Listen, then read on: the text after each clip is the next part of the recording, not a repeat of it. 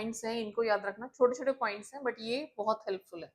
सबसे पहले जब भी आप सुपरलेटिव डिग्री की बात करोगे, जैसे आपको ये कहना है कि भाई Nile is the longest river, सबसे बड़ी रिवर है ना, and my brother is the tallest, सबसे लंबा है घर में, तो वहां पे आप क्या यूज करोगे, आर्टिकल द, जैसे द टॉलेस्ट, द लॉन्गेस्ट, है ना, द हाईएस्ट, लाइक दिस, तो इसके साथ आर्टिकल द यूज होगा सुपरलेटिव डिग्री के साथ, right.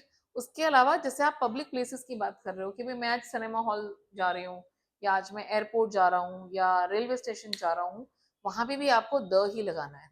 I am going to the railway station, I am going to the post office, लिखते जाओ ये सारे पॉइंट्स ना, I am going to the cinema hall.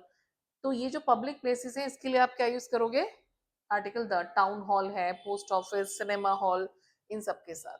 उसके बाद आता है ऐसी चीजें जो सिर्फ एक ही है, जैसे अगर हम बात करते हैं अर्थ, स्काई, है ना, स्पेस, अगर हम बात करें हिमालयस, तो हिमालयस एक ही है, भले वो ग्रुप है उसका, लेकिन फिर भी द हिमालयस, इनके साथ हम क्या लगाएंगे, द स्काई, दी अर्थ, दी अर्थ। अगर वॉल साउंड आ रही है तो इसको दी प्रोनाउंस करना है, और अगर कॉन्सोनेंट साउंड आ रही है तो इसको द प्रोनाउंस करना है, ये भी ध्यान रखना।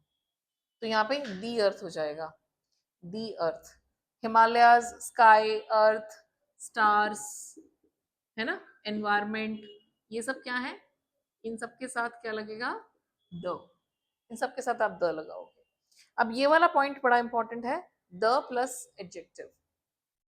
मान लो हमने एक वर्ड लिया रिच, रिच क्या होता है, पैसे वाले, एडजेक्टिव है ये, लेकिन अगर इसके साथ मैंने द लगा दिया तो ये नाउन बन जाएगा, and this will represent the whole group. जैसे हम ये कहते हैं ना कि पैसे वाले लोग, तो आपको रिच पीपल कहने की जरूरत नहीं है, the rich, the rich are very insensitive, the rich are very miser, बड़े कंजूस होते हैं अमीर लोग, तो the rich are very miser, तो द रिच कहना है ना, the poor are generous, the poor. तो अगर आपने द लगा दिया, ये आपको एडिटिंग ओमिशन में काम आएंगी चीजें, ये आपके जो फिल इन द ब्लैंक्स आते हैं उसमें भी काम आएगा, this is going to help you, ऐसे वाले टॉपिक्स जनरली आते हैं। अब जैसे इंजर्ड मतलब घायल, है ना, लेकिन अगर इस साथ मैंने द लगा दिया तो ये नाउन बन गया।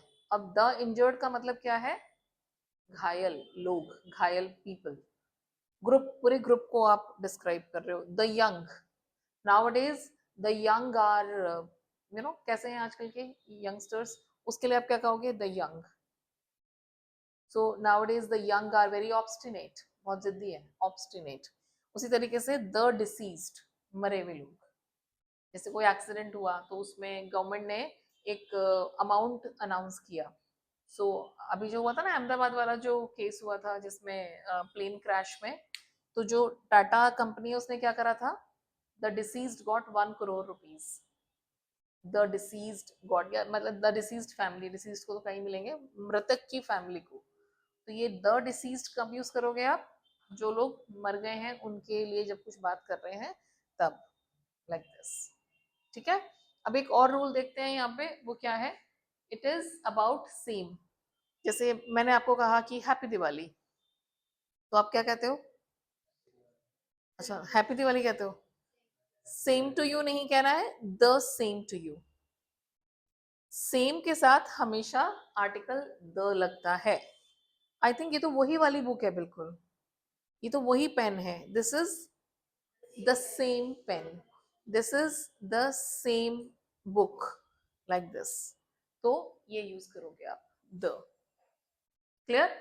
अब अगर नेशनैलिटी की बात कर रहे हो, नेशनैलिटी में जैसे फ्रेंच पीपल होते हैं, इंग्लिश पीपल होते हैं, इंग्लैंड के लोगों को क्या कहते हैं, इंग्लिश पीपल, तो आप बस ये पीपल हटा दो, द लगा दो सिर्फ, so it will represent the whole nationality, the English, the French, the Dutch, the Spanish, है ना, स्पेनिश पीपल कहते हैं हम, लेकिन आप अगर ये कहोगे द स्पेनिश तो उसमें सारे स्पेनिश पीपल की नेशनैलिटी आ गई, मतलब the Spanish. So the Spanish celebrate many festivals, the Spanish, is that clear. तो ये आर्टिकल द देख रहे हो कितना इंपॉर्टेंट है, इस तरह से इसे यूज करना।